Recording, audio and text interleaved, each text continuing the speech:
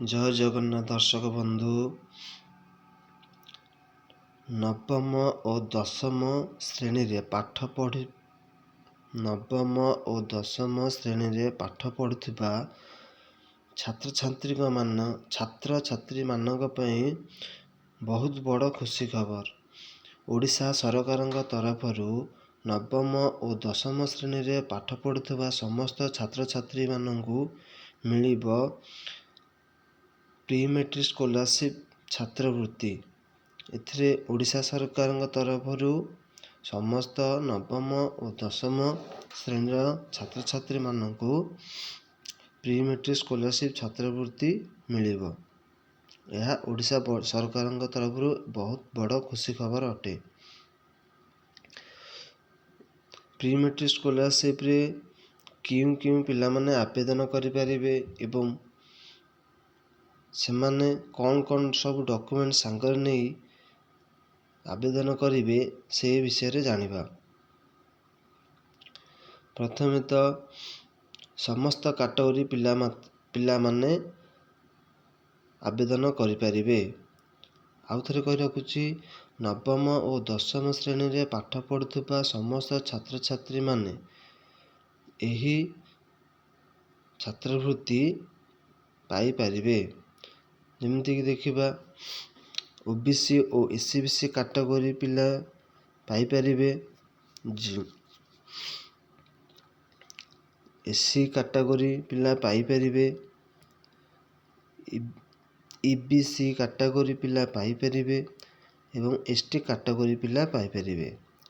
नवम और दशम श्रेणी रे पाठ पढ़ुथिबा समस्त छात्र छात्री माने एही योजना रे लाभ उठेई पारिबे। सेथिबे हमको कौन डॉक्यूमेंट दरकार।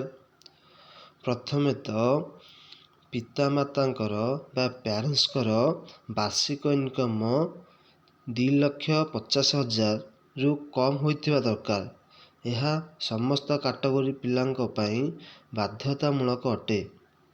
देखते पारथिबे ओबीसी एससीबीसी एससी ईबीसी एवं एसटी कैटेगरी समस्त कैटेगरी पिलांक बापा मां इनकम 2,50,000 रु कम होइथिबा दरकार एवं से माने कर कोनोसी मार्क्स मागु नाही कि परसेंटेज मागु नाही। सेतिपय समस्त पिला माने नवम और दशम श्रेणी रे पढ़ुथिबा समस्त छात्र छात्री माने एही योजना रा लाभ उठेई पारिबे।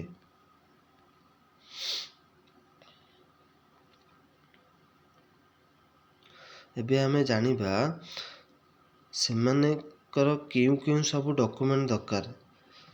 समस्त वर्गर पिला माने जिउ पिला माने एससी होंतु एसटी होंतु ईबीसी होंतु किंबा ओबीसी एससीबीसी होंतु समस्त डॉक्यूमेंट समान अच्छी।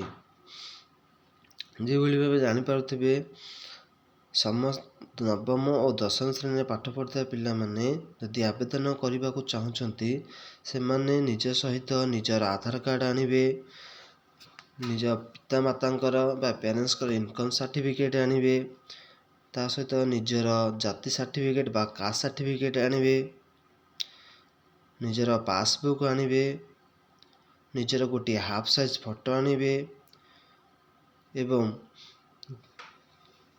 पूर्व वर्षर मार्कशीट मध्य दरकार। जो पिला माने नवम श्रेणी रे पाठ पढ़ुछंती से माने अष्टम श्रेणी रा मार्कशीट आनिबे एवं जो पिला माने दशम श्रेणी रे पाठ पढ़ुछंती से माने नवम श्रेणी रा सर्टिफिकेट आनिबे बा मार्कशीट आनिबे।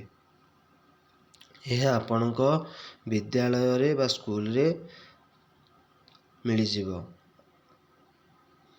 यही सब डॉक्यूमेंट आनी आपण माने प्री मैट्रिक स्कॉलरशिप रे आवेदन करि परिबे। धन्यवाद।